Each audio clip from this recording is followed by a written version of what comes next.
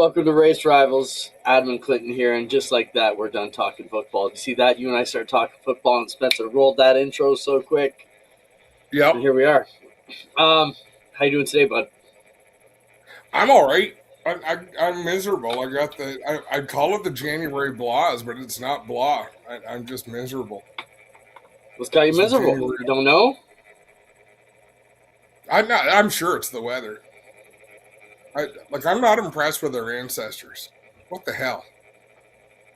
I don't know how they made it. We're coddled pretty good now. I can't imagine living in a hut through the weather we got coming.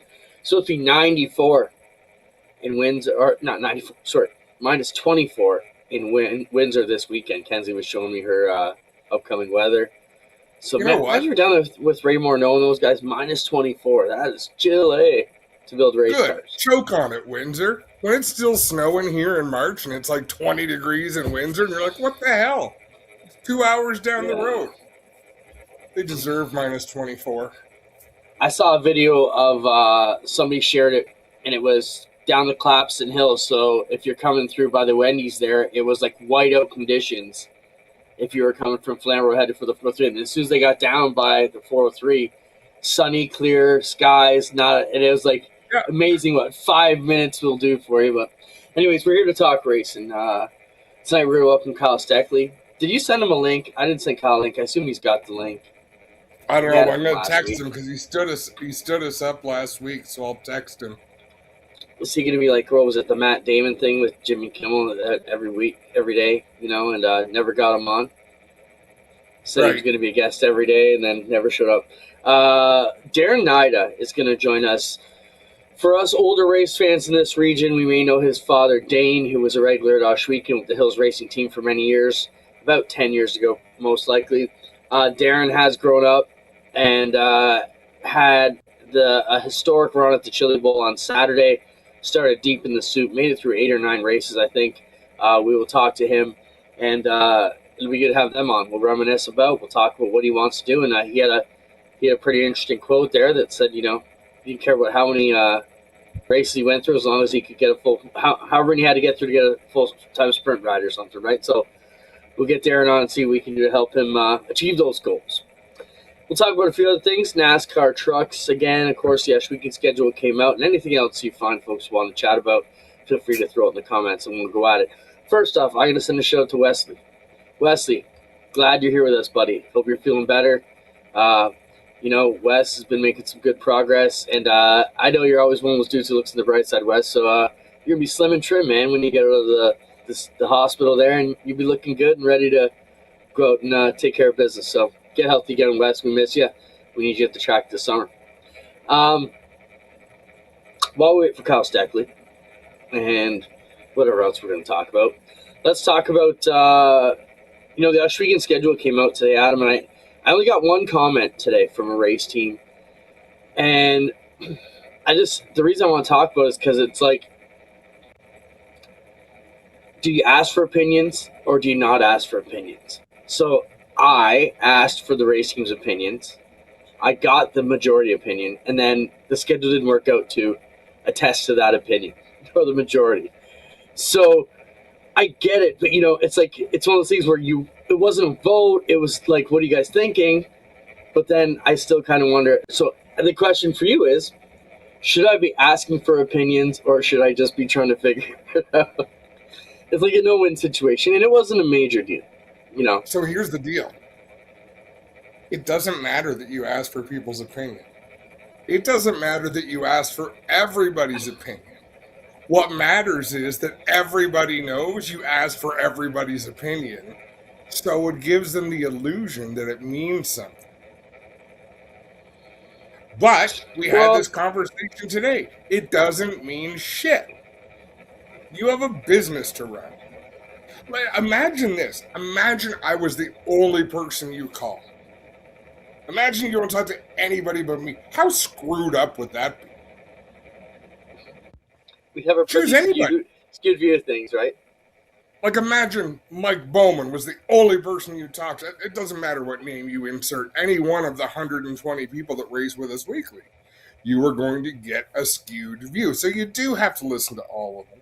But more important than everybody's opinion is your knowledge based on 30 years of being around this and being a keen observer of it. That's what matters. Yeah, we definitely want the opinions, and Glenn said this from day one. He wants this to be a racer's track. We're never going to just try and rule it from the top. Someone does have to steer the ships. But that's a Do good you want to know question. what I Doug think of the asked schedule? why. Do you want to know what I think of the schedule? Yeah. Do we got I time? haven't Because looked. Kyle's already here. No, it's okay. I don't know. I didn't look. Before we get Kyle on, I just want to answer Doug Erskine's question.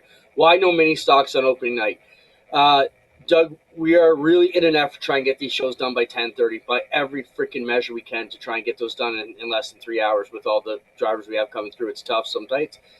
I'm committed to our team. We will not run 5 divisions on a night anymore. So someone had to give the night off, and the mini stocks did, in their opinion poll, said they'd be okay with taking a couple nights off. So that's unfortunately one of the nights that falls under their deal. Let's bring in Kyle Steckly. We can talk about the Ash Weekend schedule because it's a great chess game you have to play to put these schedules together. Kyle, I can only imagine what it's like for you watching all the schedules come out, trying to figure out where you can race, where you can go. So you announced your big deal for the States. Let's talk about that. And then the other quick question I want to ask you is, will you be full-time APC again? Do those schedules align? Yeah, thank you. It's been a busy couple of weeks, but glad to get that out to the public, and excited for 2026 with Donnie Wilson Motorsports, and being in the APC Auto Parts Center's 22 and in the ASA Stars National Tour is going to be special. And your second part, the APC series, is looking like I can be full time in the APC series again. That's a plan. Hoping to put something out with a car design here coming soon and a bit of a release on that. But yeah, I'm hoping to do both. They all line up that I can do full time in ASA and in APC, and we're gonna see if we can get that third championship in the APC series again. It's gonna be pretty crazy this year. All the people that are going to be racing there full time in APC, I think it's going to be the best year yet, and it's going to be really exciting. So I've got a two-part question, Kyle. What chassis are you going to run in the APC series? So we're going to be running a McCall chassis. We have one that we ran in 2024, so we're going to be running that chassis again, and we've been working with McCall's over this winter, and yeah, excited to be back with them. They've been great to my dad over the years, and we've had a lot of success with them. So excited to be back working with those guys, and hopefully we can take it to the rest of the field. And my follow-up is, where were you last week? We had a deal. What's that? Where were you last Tuesday night? Yeah, I was probably doing dishes because I'm living by myself now. So I've been a little busy, but yeah, I'm sorry about that. I was planning on being here, and then all of a sudden, the next morning came, and I was like, I was supposed to be on GeForce TV. It's all good, Clint. We're forgettable. Kyle, my question for you is, you have these opportunities. Obviously, you've got some backing to make this jump into the States. Why do you choose this series, and why do you put all your effort into making that happen? Obviously, there's a plan. What can you tell us about why this works for you? Yeah, I mean, I think if you look at who races in the ASA series, it's the best of the best. And that's what I want to be a part of. When I race in Canada, that's what I want to be a part of. I feel I always pick the toughest races to be a part of whenever I'm doing anything or putting anything together. I don't want, to be able to just go out there and win the race. I want to beat the best guys out there, whether that's in the APC series, in the NASCAR Canada series, or in the US, anywhere. So I think racing against guys like Stephen Nasse, Bubba Pollard, Derek Thorne, Casey Roderick, Cole Butcher, the past couple of years, just you learn so much more when you're racing against the best, and if you can come out on top, it's that much more rewardable. So I think we've got a really good group for 2026, and the plan is to chase checkered flags and try and beat all those big names. Kyle, your dad's pretty smart when it comes to setting up race cars, and I'm sure he's got a trick or two or a secret or two or things that he wouldn't tell everybody that walks into the shop what he does. How does that work when he goes with you to Donnie Wilson's shop, because I'm sure they've got tricks and things that they don't open their shop to everybody just to see what they're doing. Does that ever become an issue? Yeah, it's honestly been pretty good. I mean, I feel my dad does a good job of going on the track and trying not to get too involved, but obviously he's a dad and he's pretty passionate about racing and knows a lot, but he's definitely a good hand and super glad that he's there. But Donnie Wilson's have been great, kind of letting me into the shop. I've been spending quite a bit of time there, and working with Bon Suss as the crew chief is going to be really special. He's got a pretty big resume with a lot of successful past in his racing career. So it's cool to be a part of and just kind of hear what he does differently than what my dad would do or what I would do or what we've done with past teams. And I think just taking everyone's input and being able to listen to everyone who has been around me and supports me in my racing career, and being able to take that all together and be able to not shut anyone out and just be able to grow as one and kind of take the best of everyone's ideas is what will work the best. Kyle, we've seen you make a shot at the ARCA deal last year at Daytona. Maybe talk about that experience. No plans to do that this year. How does that all work in, and what were your thoughts on that? Is it worth it? Yeah, I mean, I think it's definitely worth it. I think it's tough, obviously, as you continue to go up higher and higher in the ranks. The financial side of it gets bigger and bigger and bigger. But the ARCA Daytona race last year was super special with the Rhett Jones Racing Group, and it was really cool to be racing around Daytona International Speedway. And even though it was short-lived, it was definitely cool, and I learned a lot. So I think the ARCA series gets overlooked a lot, and people think that it may be a waste or it's not worth it or whatever it may be. But I think if you're trying to make that next step and make it into NASCAR, you need that ARCA experience to gain some aerocraft in your racing and kind of learn what you need to do on those mile and a half and 1 mile tracks. And luckily for me, I have some racing in the NASCAR Canada Series, but if you didn't, it would definitely be a benefit to get some racing in a heavier car before you get into something like a truck. So I think it's worth it. I think you just have to weigh out all your options and where you're at. Obviously, every racer is in a bit different position, but I'd love to make some more ARCA starts this year for sure. I think being a part of the Toyota Racing Development Program this year is going to be huge, and hopefully I can take my racing to another level and maybe work with them to make something happen in the ARCA Menard series at some point throughout the year. Kyle, where are you living? I'm in Mooresville right now, so I'm gonna be back and forth a lot. But right now I'm down in Mooresville and trying to be a race car driver full time and see what we can do down here. Working with the guys, working with Toyota, and trying to advance my racing career. Now, is it like an apartment or is it like a home for wayward race car drivers? Just a bunch of young people slobbing it up together. No, it's an apartment. It's pretty nice. I'm living by myself though, so that's definitely weird. I don't have my mom around and cook and laundry and all that stuff that I've had to learn how to do over the past 2 weeks. Keep your weight Good down, for though. you. Good for the race car. Kyle, you mentioned it here, and we see it on the I guess called the e-flyer that came out, the bulletin. Toyota, you mentioned it here. So obviously there's an association there with Donnie Wilson Motorsports. How does that relate to your program this year?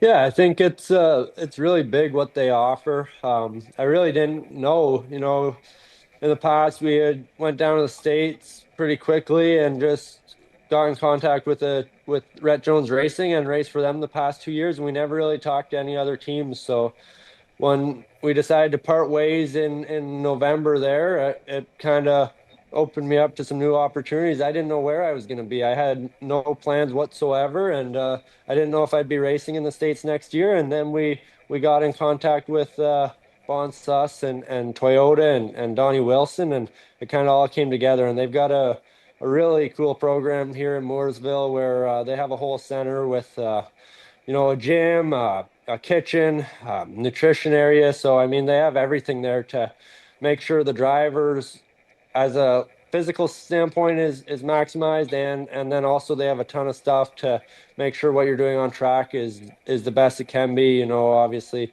feet, hands, all that stuff. You're making the right decisions behind the wheel, and you're in the best possible physical shape so that you're not falling out of the seat. So does that come with who heads up the Toyota driver development at your level, Kyle, like at the prospect level? So Bond Sus plays a big role in the driver development from the more short track side of it, and then he relays to the higher ups like Jack Irving, Tyler Gibbs, Trent Rodriguez of the Toyota racing program. So there's a big group there. They have nutritionists and physical coaches and everything like that involved in Toyota. But Bond Sus is who kind of reached out to me and who we've been dealing with to bring it all together and kind of join that program. So it's really special, and I'm looking forward to being a part of it this year. Right on, Kyle. We won't keep you much longer. We appreciate it. We appreciate you coming on, joining us. Excited to have you back in the APC series. That's going to be awesome this year as well. I know a lot of the Ontario fans are glad to have you back. Brandon Watson coming back. Going to be some tough competition there, man. It's going to be an awesome season. We're looking forward to it. Absolutely. Thanks for having me on, guys. Thanks, Kyle. What's your next race? My next race is going to be the opening night of Speed Weeks at New Smyrna. So we're going to do the first 2 nights, Friday, Saturday at New Smyrna, and then February 10th, the first ASA race. Right on. We'll be talking to you. Thanks, Kyle. Awesome. Thanks, guys. Yeah, Kyle. Good to see him making it work. Awesome to see him take that step. It's definitely not easy to jump out of your comfort zone and make that when it's heartbreaking. Move.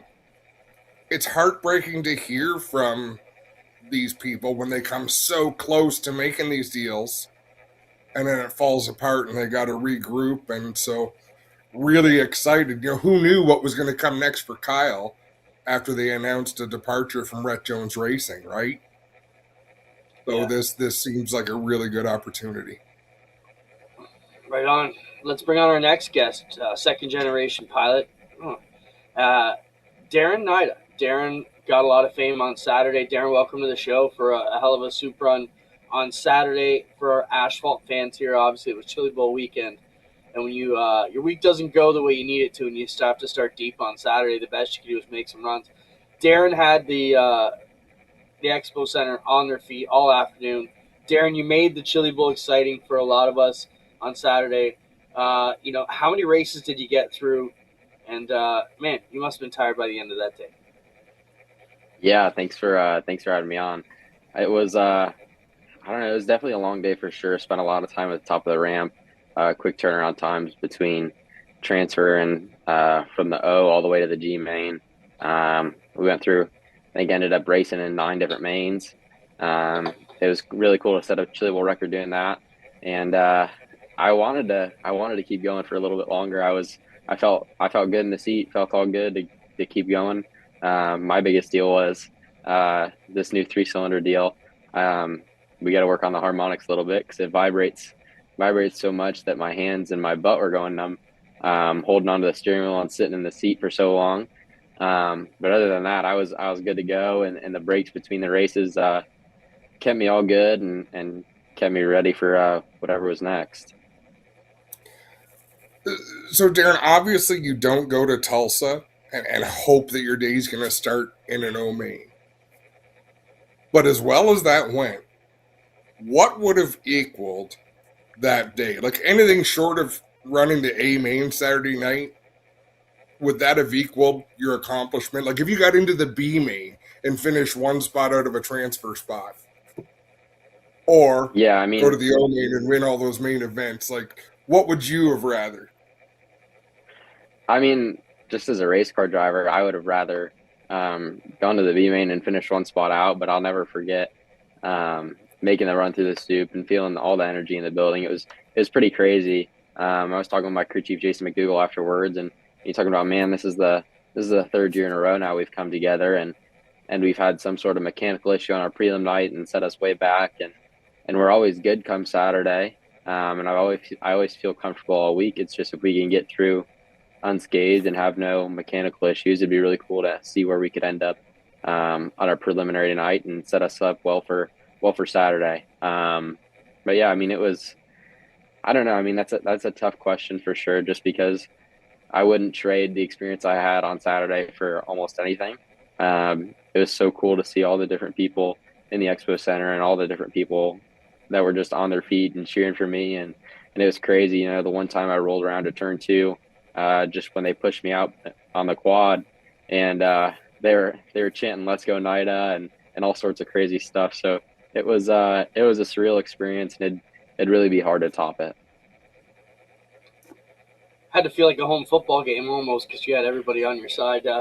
Darren, let's talk about the 3-cylinder engine. You know, so for asphalt fans that watch our show here, basically the midget in the most simple terms is a sprint car cut in half, right? You're looking at 4 cylinders. You guys opt to go with the 3-cylinder package. How's that come about? Whose harebrained idea is that? Where does that thought process come from when you're racing against these 4-cylinder Toyotas that are so potent? Yeah, you know, I really don't know what the idea came from. I know a few years back, I ran for Dan Binks with another 3-cylinder. It was a little bit different, and I think this year's 3-cylinder really stemmed from what we had with that. But to be quite honest with you, I have no clue what gave him the first idea for the 3-cylinder. He's Dan Binks is wicked smart when he comes to that stuff. He's always got some crazy new idea, and he's always trying something new, and he's not scared to show up with something new and different. And obviously that's pretty clear just from what we came with this year. I know the first 3-cylinder was based off of the LS Corvette engines. I know he had an old LS Corvette block sitting in his shop, and he cut it in half and made a midget motor out of it. He ran it on pavement with Cody Swanson. And I believe they took it to Anderson in the summer. It was like 95 degrees outside, and he qualified good, was leading the A main with Cody Swanson, and blew a water line on like lap 3. It was a 50-lap race, middle of summer. They had an open red, and the guys went out there and asked Dan, like, hey, this is your motor. Do you want us to run it? Do you want us to not run it? And they ran it with no water, and it lasted all 50 laps. He put its temp gun on it. And I don't know what the exact temperature was, but it was cool enough to where he, for the 3-cylinders, he decided to go with no water. So there was no water, no radiator. He ran oil through all the water jets in the block. So I guess technically it's oil cooled, but we never really had any issues with it getting hot at all. I think the hottest it got all week was on Saturday, and it got up to 220. But it's definitely a crazy idea. It's I feel like we can get a lot better with it. It's really been, the whole process has been extremely quick. From the initial design, the first drawing was done 24 weeks ago. And then we showed up to Chili Bowl and raced it with the first week. They loaded it hot off the dyno. They really got it running, didn't do much tuning at all. We were just kind of trial and error with different stuff down at Chili Bowl. And I was pleased with how we ended the week from where we started, for sure. We fought a lot of issues with takeoff and then making the power we needed to make, really in the bottom half of the curve. But I felt like we made great strides all week, and I'm really excited to see where this thing can go from here. Darren, name recognition is so important in racing, and the Chili Bowl is an opportunity to really accomplish something. Have you seen it? Like, are you planning T-shirt sales, hat sales? Like, do you realize that you're going to go to some races this summer and people are going to know who you were that didn't necessarily pay a lot of attention to you prior to last weekend? Yeah, I mean, it's crazy. The first Chili Bowl I ran would have been in January of 2023, and we didn't really have a stellar week by any means. Won my B on my prelim night, and it was with the first 3-cylinder engine that Dan made. and I crashed out a couple laps into the prelim night A main, and really didn't make a whole lot of noise. And I've had people come up to me just based off of that. I had people come up to me that summer wanting to talk about the 3-cylinder and midget stuff and chili bowl stuff. And I know just from the outpouring of support that I've gotten on social media, that I for sure have a lot of people wanting to come and talk to me about it. And it was probably at least an hour and a half, 2 hours, 3 hours, something like that. After I got back to the trailer, before I even got my suit off, I was just out there talking to fans, signing autographs, taking pictures for so long. And it was so cool to see all that. We've got shirts in the works right now. Actually, Neil from R&R Designs is working on a t-shirt design for us, and we hope to have those available for pre-order here by the end of the week. So I've had just an insane amount of people inquire about getting shirts and if I got shirts, and I had a lot of people ask if I had shirts with me at Chili Bowl. So it's been awesome, really. I almost felt bad because normally when I post something on Facebook, I like to go through and respond to all the comments, but looking at 500 plus comments on my latest Facebook post is a little overwhelming. So it's been awesome to see just so much support for me and for this Mission Foods team. It's been really great. That's why I had to en route you through your dad to get your dad's attention to make sure he'd shake you by the collar if you were still too busy, because definitely your phone was going to be. Let's talk where the future is. Chili Bowl is one day, but Darren, you obviously done a lot of dirt, wing, sprint car racing stuff. Spencer showed us the other pictures.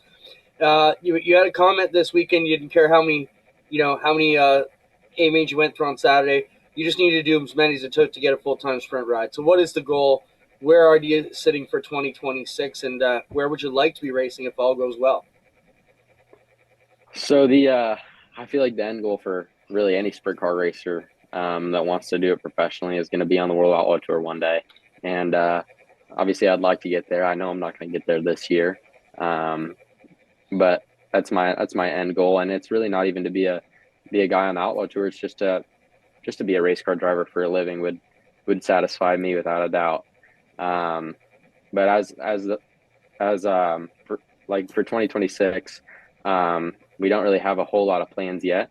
I've committed to Mark Daly and Mark Daly Racing for right around 10 to 15 wing sprint car races. We haven't talked about what races we're going to pick yet. We haven't set a schedule or anything. We're just going to kind of go race where we want to race and where it makes sense for us. And then other than that, I really don't have much of a plan at all. I've got all my family 410 stuff, and we're going to try and race that and fill in with as much as we can. But funding is limited with our Wing 410 program, so we're not really sure how much racing we're going to do. It's going to be scaled back from years past, but we'd still like to get in as much racing as we can. And I feel like it's very important for me to stay racing, for me to stay sharp in the seat and to advance my career as much as I possibly can. Really, since the first midget race I ran, I've always wanted to race more midget stuff and do more stuff outdoors. But I've never really gotten the opportunity to. So I'm hoping that my Chili Bowl success can kind of segue into that and get me an opportunity to race some stuff outdoors a little bit. And I'd really like to come see you guys up at the Big O. I know they've got an outlaw race up there again this year, and that was something I really wanted to do last year, and we just really couldn't. It wasn't feasible for our family team to get everything across the border. So I'd love an opportunity to come up there and race. And I'd really just love any opportunity to race a wing sprint car this coming year. I've got, like I said earlier, I've got my family stuff, and I've got some great partners behind me and some great people behind me. But at the same point in time, I'd love to do more racing. No, we'd love to see you for sure. Mission Foods had to be pretty pumped. Like I don't know that I can recall a sponsor getting so much plug. Did you actually go back and watch the coverage of the time when you were in the car? Yeah, so I hadn't watched it until today. But I go to Bowling Green State University. I'm enrolled in college there, and I've got all my classes down there scheduled for Tuesdays and Thursdays. I've got 5 classes every Tuesday and 5 classes every Thursday. And I've kind of got it scheduled like that so I can get away and work on race car stuff and still go racing and try and go racing at a high level. And today I had a 1 o'clock class that got canceled because of the weather down here. It was super cold and snowy here today. So my 1 o'clock class got canceled, and I didn't have a class until 5 o'clock. So I was able to go back and watch all the footage from that, and it was so cool to hear everything from start to finish. All the great words that were said about me from all the guys in the flow booth. I got to thank Blake Anderson, Earl Hooden Jr., Chris Wilner, and Clinton Boyles for all the nice things they said about me. It was great to watch that, and it was great to experience everything from inside the cockpit. And just every time I rolled onto the track, fans were going crazy. And I remember the last time I rolled onto the track for that G main, everybody, as I rolled down the front stretch, everybody in the stands was standing up and cheering and applauding and shaking their hat. And so it was so cool to experience it firsthand. And then it was so cool to watch it back afterwards, knowing that I experienced it firsthand and being able to see all those things that I didn't see from inside the race car. No doubt. Super cool. Spencer, I sent you some other pictures of Darren today.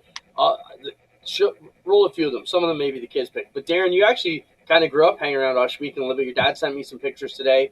When your dad raced with, I think he was with the Hills guys, raced a bunch there. Show a couple of those pictures, Spencer. Just roll through them. Don't worry about whatever they're in. I'll explain what they are. But good to see Darren coming back to the Big O. And, we need to work that out for the summer. So here you are. Just youngsters, eh? Rolling around. Yeah, me and my little brother. It's all cool. That's awesome. Yeah, that's behind the grandstands. Watch them racing. Taking care of Dad's helmet. Yep. That was one of my dad's last Canadian nationals. Oh man, me and Alex on the front stretch. Autograph night. Right on. It's awesome that you remember the context of all these pictures. Right? Yeah, so that would have been one of my first outlaw kart races. Well, I guess so you guys call them micro sprints up there. Yeah. But yeah, I joke with Glenn Steyers every time I see him that he is my first car owner. His daughter Zoe had a micro sprint that she raced a couple times, and then I don't know if she didn't want to do it or if she had other plans or what. But it says Zoe Steyers there on the lane, and Glenn let me race his daughter's micro sprint a couple times, and I'll never forget that. He was still to this day, I told him down there at Chili Bowl that he was my first car owner, and I made some unforgettable memories up there for sure. Well, Darren, I want to share something with you because you gave the announcers last weekend a real gift. We want stories. We want to be able to tell a story, and that was organic what you did, but learn from that, because anytime you go to a racetrack and hey, it's going to benefit me if they say something about me, go and find the announcer, go and find whoever's broadcasting the stream that night and tell them some sort of story about what you've got going on. Like, let this be a lesson in PR of how valuable it is. And it doesn't have to be cheesy, doesn't have to be corny, just a connection. Because you were able to connect with so many fans in one day. You can steer the ship yourself. You're very well spoken, so that helps as well. But take advantage of that and man, ride this as far as you can. Because you are now in the record books. People are going to be talking about that next year at Chili Bowl, but just make sure you're always a name, man. Always be part of the story. Yeah, thank you for sure. It was cool last year. I got to go down in the booth down there at Chili Bowl. Actually, Mission Foods sent us a little care package last year down there. They had a bunch of these little, kind of just like snack size bags of chips. That were shaped like little Indy cars. So I took them down to the booth, and it was cool being able to see everything from that side. And I've gotten to know Clinton Boyles a little bit, just kind of through racing and stuff like that. So it's definitely cool being able to talk to different announcers and different PR people about things like that, and just like you said, kind of tell your story. I know it's been amazing to see the outpouring of support that I've gotten from everything that happened at Chili Bowl, and I'm excited to see the new book that Pat Sullivan's putting out. I know the last chapter is supposed to be about the 40th running, which was this past year. So hopefully I can get my hands on that and read it when it comes out. I'm just there's just been so much that's gone down in the last 3 or 4 days, kind of in the aftermath of what happened on Saturday. That's been almost just as enjoyable as what happened on Saturday. Awesome, man. Well, our outlaw races are Tuesday, Wednesday this year, so I'm sure stay in touch. We'll do what we got to do to make that happen, because we'd love to have you up at Ush Weekend and bring you back full circle, make it work. So tell your dad or your crew, whoever you need to. You got my info now. We'll work on getting that done. Last thing I got for you. What's the name we come up? What's on the T-shirts? Are we Soup Killer? There must have been something that came out of it. Which one do you like? Yeah, so I know. I was talking to my dad about it for forever. Really, my dad and my mom and my girlfriend Carly are all sitting. I guess my grandma too. We were all sitting on the couch the day after we got home from Chili Bowl, and we're just trying to think of what we could put on a T-shirt, because we knew we wanted to get shirts after so many people had reached out about them and said something about them at Chili Bowl. We knew it was kind of, even if like, it'd just be cool to have them, right? Like, it's cool to go to the racetrack and see somebody with a Darren Naida shirt on, or see somebody post on social media wearing a Darren Naida shirt. Or even like when I was still in high school, like seeing a couple of my buddies walk around high school with a Darren Naida shirt on, it was always cool. So I think this year's shirts I think they're going to say something about 1 bowl, 9 servings.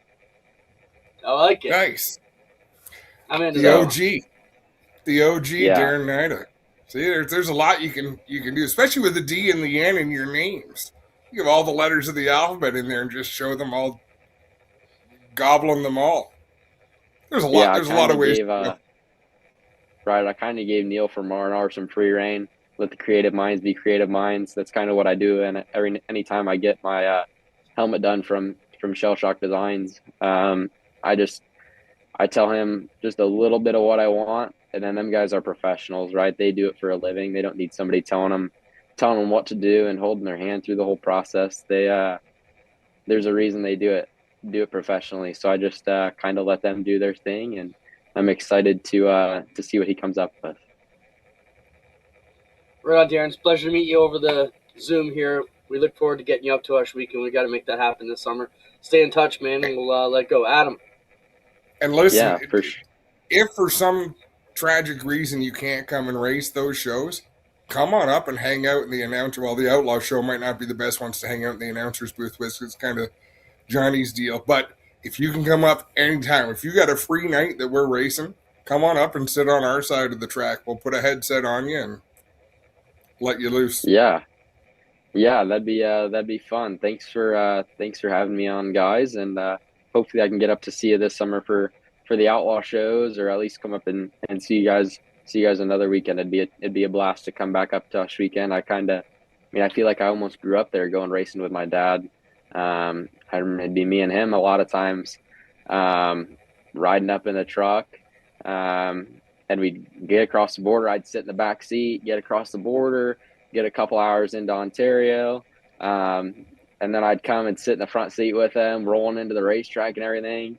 I would always feel so cool, and it was so much fun, just being able to go to the Hills Racing Shop and the Glen Stars Racing Shop when I was so little, and there's so many memories I made up there that I'll never forget. So it'd definitely be awesome to get back this summer. All right, man. We look forward to it. Yeah, thanks for having me on, guys. I appreciate it. Thanks, Darren. Tell your dad I said hi. Thanks. Just imagine if he comes up to Ush Weekend, Adam, what the backyard's going to look like to him, right? Dramatic changes. Even if you go to the Hills or the Steyer shop today, what they would look like compared to when they were in this shop together back when his dad raced. Crazy. Well, what a quality kid. And I noticed, quality young man. And I noticed that in his interviews on the weekend.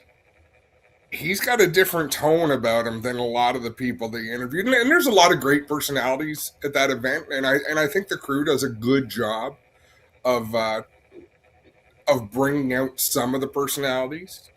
And I thought he really, his really shined, in my opinion, Clinton.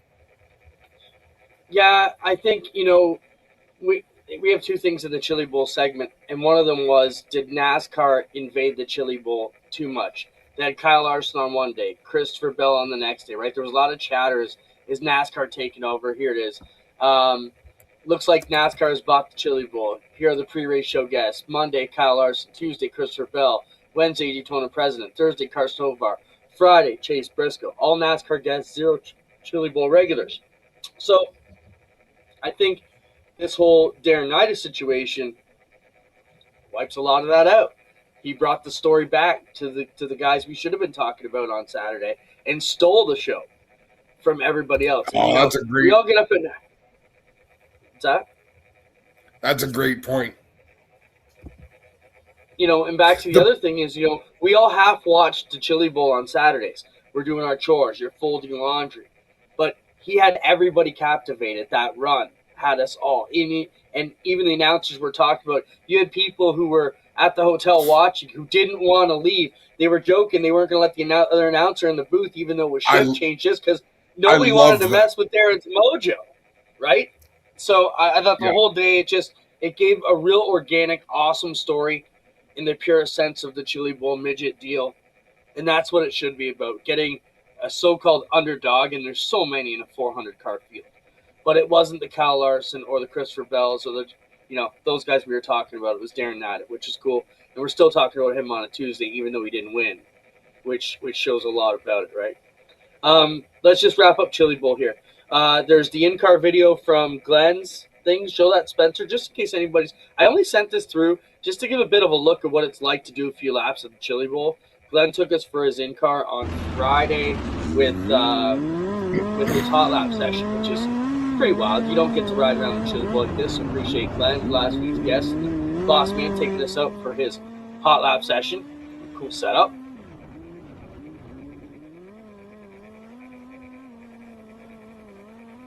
He fills that cockpit pretty good. Oh, yeah. That's good, Spence. Just want to give a bit of the flavor to show everybody what it's like to go around the Expo Center at Tulsa. That officially puts our Chili Bowl coverage to bed. No, I thought it was a good, solid week. I don't think there's much more. One thing I do want to talk about, Adam, you said it to Darren, when you told him go find the announcers and tell the story. I think that's a great bit of advice because, one, it makes us sound more educated. We know a little bit more.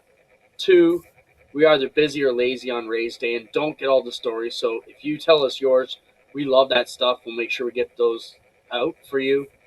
Even if your sponsors are in the house. I mean, I don't think we've ever been told the sponsors there and ignored the situation. We always try and give a bit of love if we can.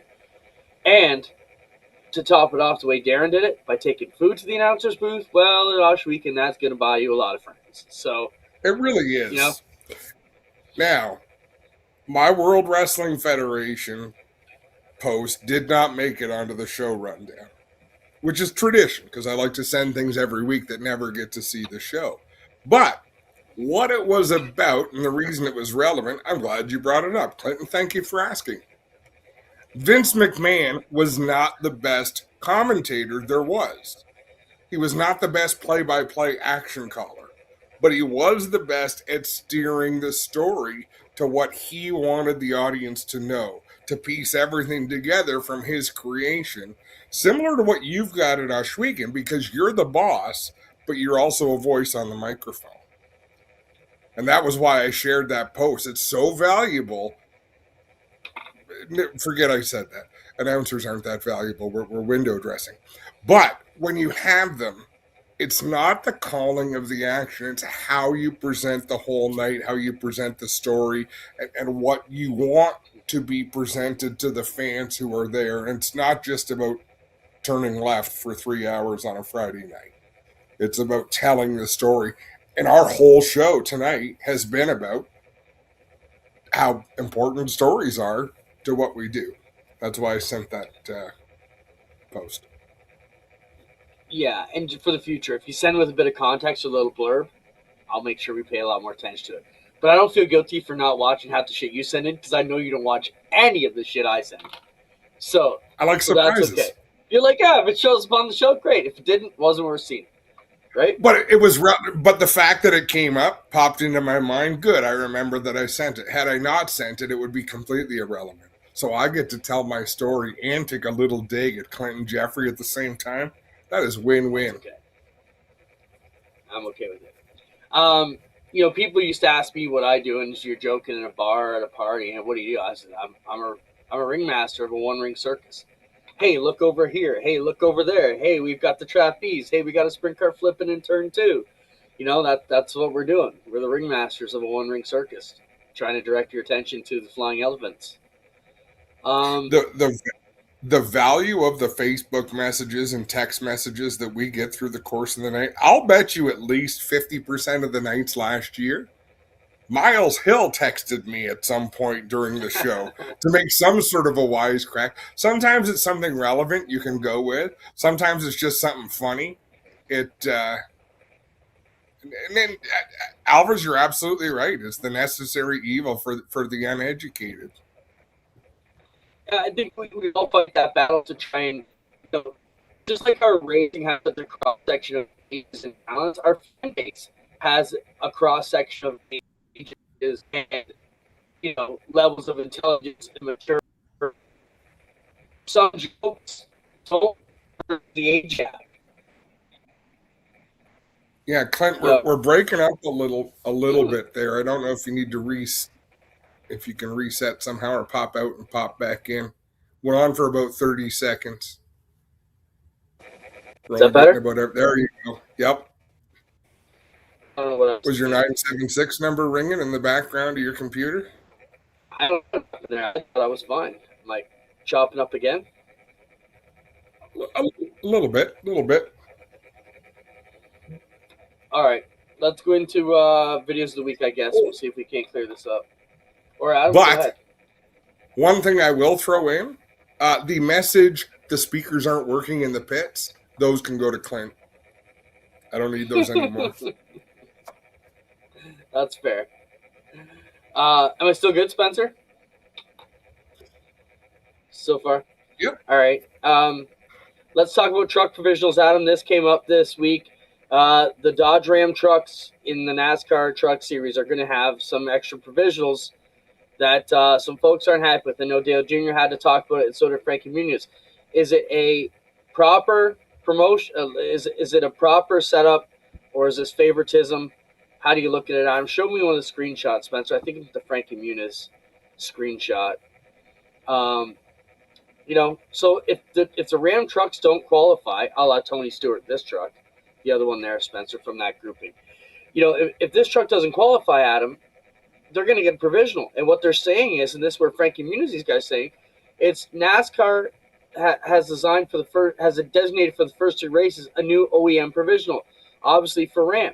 In the first 3 races, if an entry from a new OEM, being Ram this year, doesn't qualify, they get spots from 37 to 40th.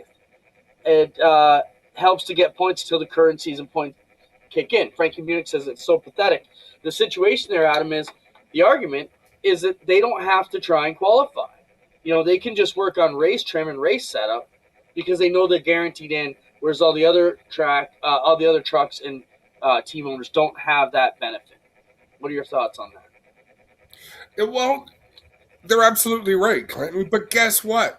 It doesn't matter. NASCAR is a business, okay?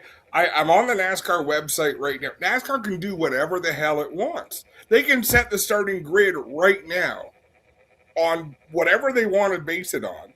They don't do that because it would cost them a bit of integrity, but they're a business. Listen to this. This is their sort. It doesn't really have a vision statement, but as stewards of the sport, deliver the best motorsports racing in the world, provide outstanding entertainment experiences, and continue to build a globally diverse community of fans. Nowhere does it say we are going to put on a fair race. It doesn't. That's not their mission. It's not their vision. It's not. They do, by and large, try to put on fair racing. But for people to say everyone deserves the same opportunity, no, they don't. The world doesn't work that way.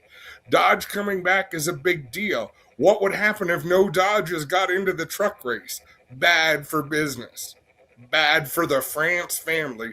NASCAR is the France family. It's not a club. It's not a government. It is not a charity. It is a business. Just like Oswego Speedway that Glenn Stiers and Clinton Geoffrey run. it is in your best interest to promote fair racing because that is what encourages people to come out. But you are always going to do what's best for business, not what's fair. What is best to put people in the pits and put people in the stands. No, you're not wrong.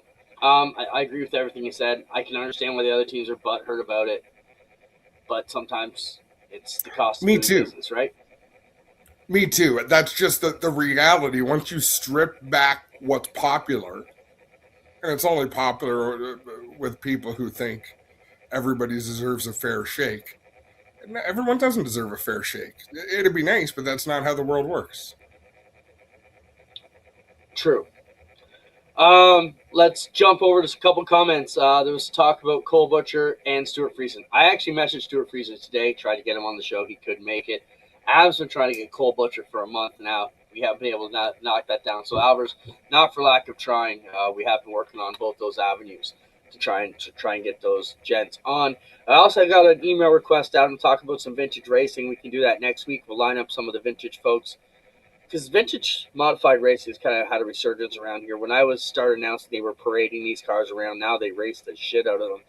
And the racing's pretty good, so we can talk about that. You know who would be a good one to talk to about that?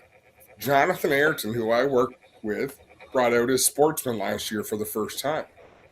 Do you know how expensive it is if he wants to run that Sportsman at a dirt-sanctioned track? So he's actually talking about running it as a vintage modified because the rules make it so expensive to have a motor sealed the way it's got to be sealed. And I haven't talked to him all about it, but there are things that make that vintage class very appealing.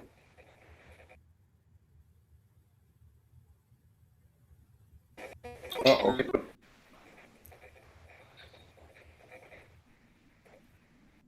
All right. Let's go to videos of the week. They're back. Clinton and I stamped our feet long enough that Spencer had to concede and bring us back our videos. Let's do it. What we got?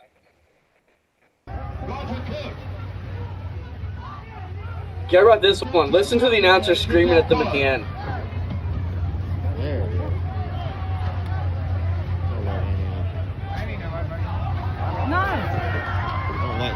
Ladies and gentlemen, this is an absolute disgrace. Everybody, cut it out right now, or we will shut this event down. We will shut it down right now. Oh! Okay, and see the back of that car? It said only Jesus. Well, Jesus suplexed the hell out of that guy. No, but it had the OnlyFans logo and it said only Jesus. It's like, I'm sure the Lord loves that. I just thought that was funny because the announcer screaming, "People, this is a disgrace." Can you ever imagine us getting on the microphone and barking like that? Yeah, that won't happen. Won't happen with me with a microphone. I don't care for that sort of thing. You've got security for that. The Chili Bowl really illustrated well why that fence exists. Outside the fence, enjoy the show. Inside the fence, fight if you want to. Don't fight outside the fence. It's just a gong show. Yeah, they seem to keep that curbed a little bit. It's the fighting in Chili Bowl snuck out a little bit on social media this week. I'm sure we all saw a few of the clips. But hey, when you get 30 racers in one feature, at least 2 of them want to kill each other. You put 400 of them in the building, it's going to be a few problems.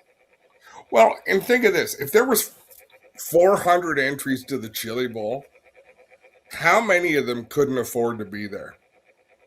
When you get into a position where the stakes are so high because you've overextended yourself, now mom is stressed and dad is stressed, or your cousin, or the great big guy with no neck and knuckles that drag the ground, you bring them for protection. They're a little bit on edge. And they're the ones, the one video of the fight, the mother sounded like a rooster, for God's sake. I don't know if it was the mother. It was the female videographer. Who's probably the mother. All right, what other videos we got? I know we don't got a ton of them, but let's see what we got. Only Now we one know question to ask you right there. What happened on lap 1 with JD? He got a little excited and shit with me getting down the front straightaway here. All I've heard about all week is these starts, and one car crowded. I started at the fence, and I let him slide me and crossed him over, and he had two choices, and he picked the choice that created the most work for him and not the best result. So excited about tonight. I feel really good about it. It's a long ways out here to sit here for 2 weeks and have nothing to show for it. So just put a good feature together here and have a lot of fun. So that relates to this next video, Adam, where it was heat number 1, Tyler Erb, who we just saw, and Jonathan Davenport going at it. And after this heat, Davenport parked his car in Erb's pit stall, wouldn't let him back in, and they had words. But show the move, Spencer. Let's see. Is this a dirty move or good racing? Oh, Davenport's right there. Oh, Turbo throws it in. Davenport's there. Davenport into the wall, and he's going to draw the Midwest. You might need to see it another time or two. Oh, man. I don't see anything wrong. But down the front stretch, contact, which I think Davenport maybe had a little bit more to do with than Tyler Erb. I really like Jonathan Davenport. But to me, Erb is absolutely right. Gave him two choices: lift or take the front end off your car, and he chose to take the front end off his car. And I want to see it again, Spence. Sorry, Adam. Go ahead. No. I think he might have wanted to make a point to Tyler Erb and either spin him out or jack him up, and all he did was mash the front end off the 49. So when I look at this, Adam, at no point did I see him knock the nose or change the trajectory of the 49.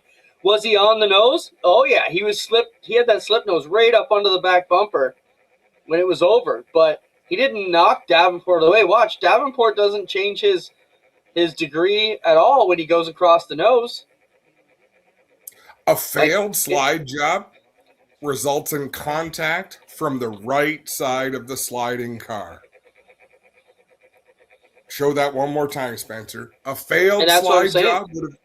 Yes. He didn't knock him with the right side at all. He slid right across his nose. Definitely probably scraped some of that front sponsor decal off the black nose, but I don't think he's the reason he's in the wall. Yeah, I think if I'm Tyler Erb, I can be like, yep, nailed it. No, we probably should have shown this video and then the interview, but you still get the point. Yeah, and at no point did he slam him, knock him. You guys let us know. You think it's a good, clean slide job, or is that dirty? It's hard-ass racing. There's no doubt about that. Like, you're not going to get any harder than that. He knew. Jonathan Davenport also knew. These are my options.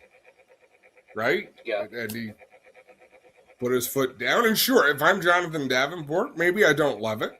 Maybe it's not very courteous. But if you want to set the tone over a long season, and this is unpopular, Clinton, it goes back to a time when racing wasn't as breakneck expensive as it was, but sometimes you got to crash with somebody to prove a point. I remember Mike Woodring telling me that about him and Gene Lasker down in Florida.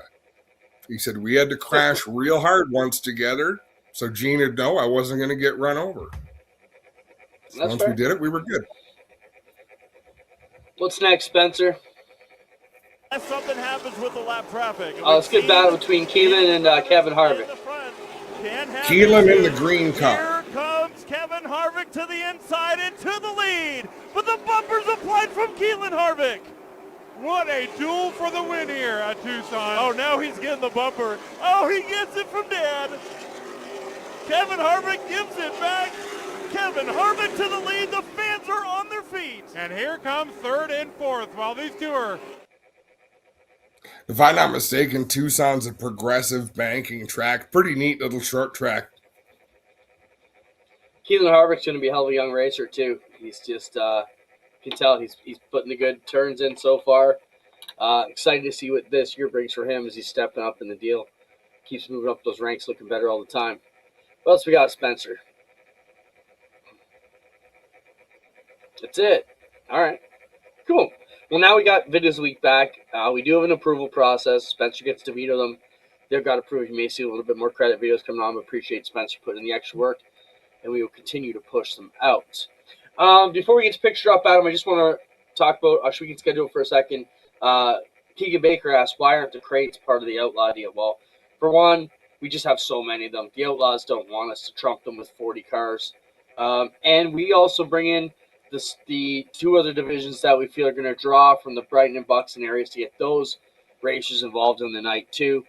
So it's just kind of the way it's worked out the last couple seasons.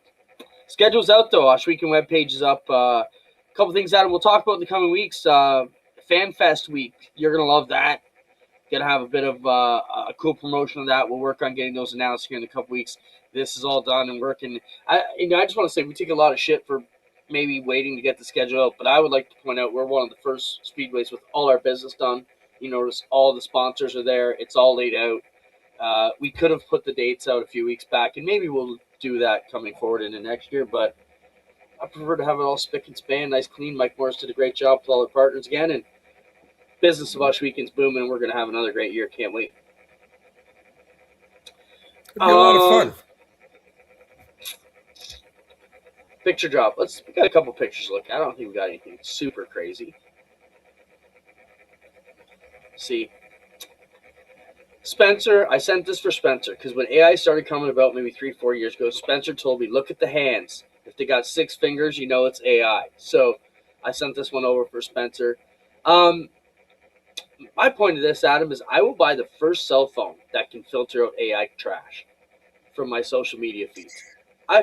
You never know what's real anymore. It's a freaking epidemic right now. You know what? There's no limit to it, right? You look through the feed. There's posts about the Sean McDermott firing. There's posts about everything. Like, oh, wait a second, that's not real.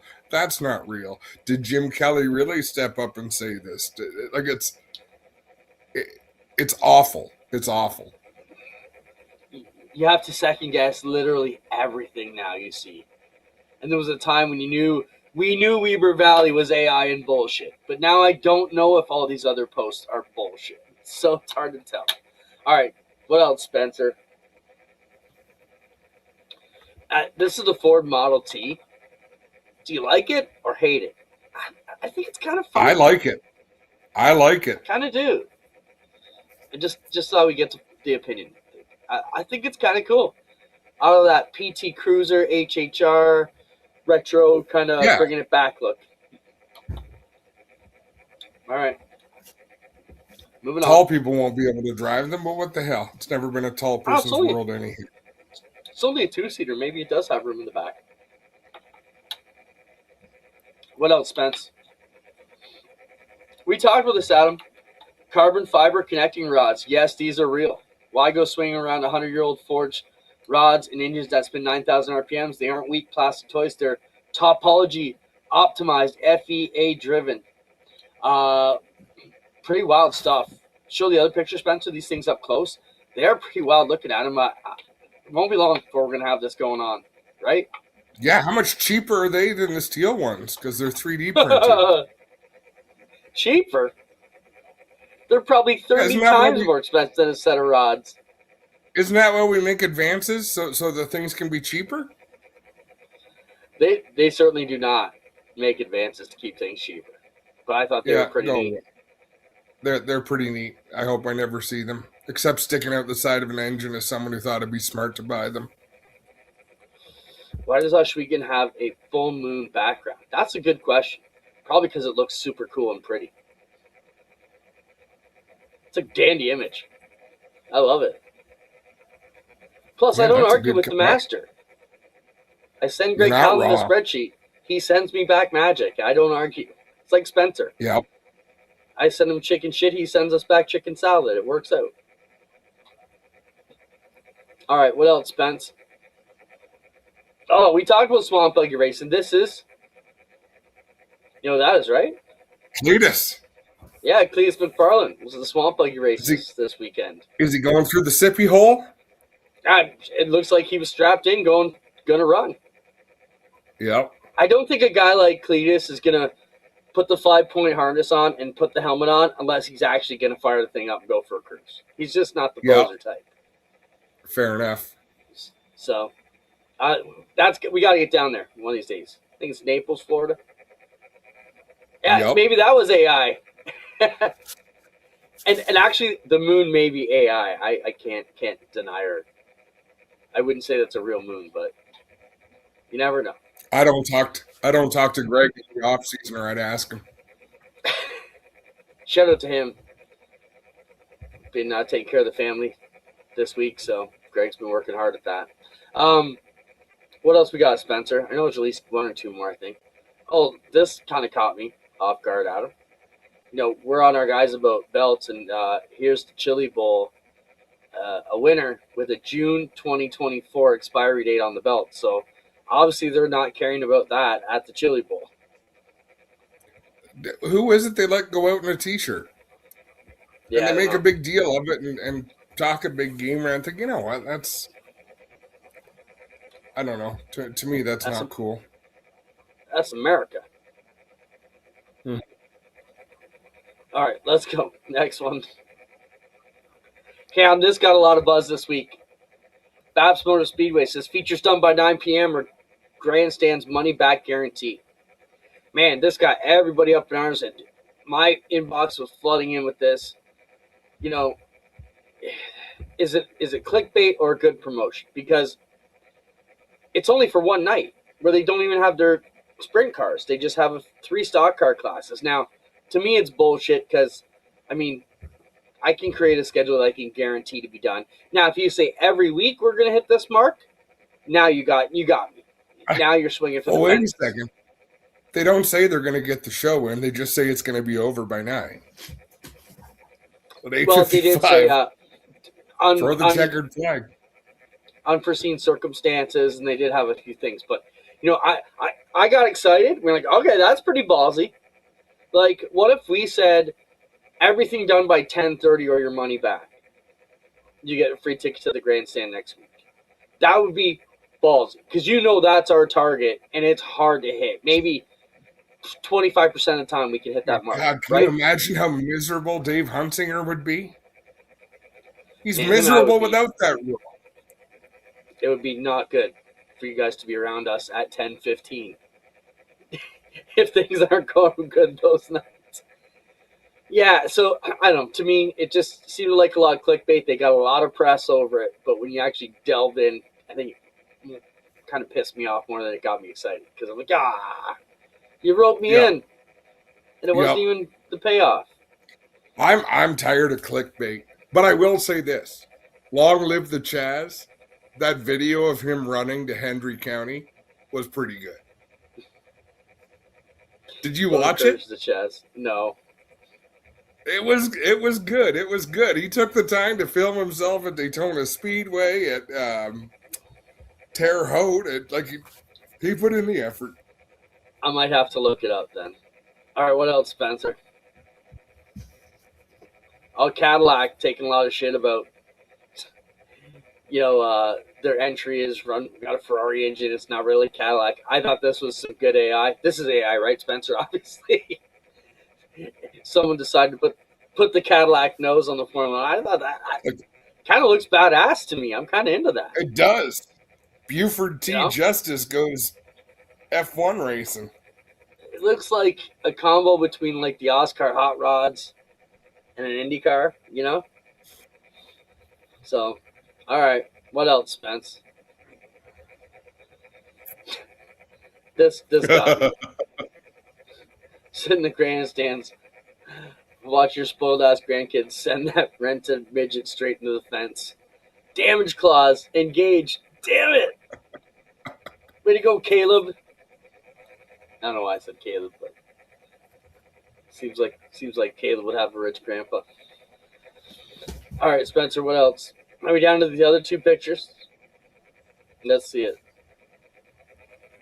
Oh, racing make my dick trickle. I kind of like that one. What are those 2 kid pictures? Show the cart with the Zoe Steyer's cart that we have with Darren Naida, if you can.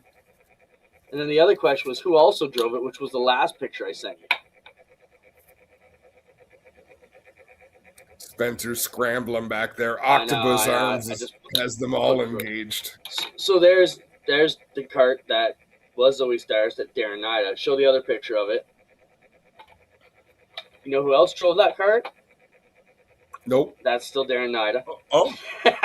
You know who that is? Your son or your daughter?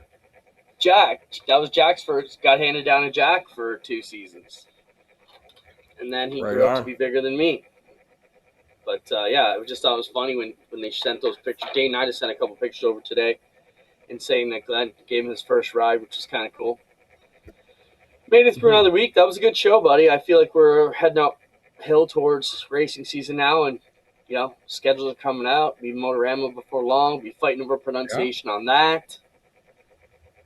You know what? You change it up every once in a while. I approve. Fran, thank you for the kind words on Connor. Yep, he's got a little bit more help. Still got room for a lot more. Spencer says the fingers thing's no longer applicable. AI figured out how to give you 5 fingers instead of 6. Well, shit. So, I don't know, what fun is that? All right, well, that does it for me, bud. Anything else you want to talk about? That's it. That's all. One more show next week, and then that Friday we're driving to Florida. Are you going to join us that week? Yeah, I'll figure. Where will you be on the somehow. Tuesday? Tuesday's kind of an open day. I think I'll be heading up to Lake City. John, you just barely made it this week, buddy. I want to know why John slips in at the last minute. It's like he doesn't say nothing all the show, and then he's just got to let us know he's hanging around before we sign off. I want John's phone number so I can text him at 7:58. I got it. I can send it to you. All right. Yeah, please do. John and I was high-fiving each other on the gate. He's going in. I'm coming out. Yeah. Decker says it's just about time. He knows. You want to all go right, outside? let's go here. Thanks, Spencer, for everything you do. Thanks for all our friends and family hanging around with us on Tuesdays. We appreciate it. We'll see you guys next Tuesday.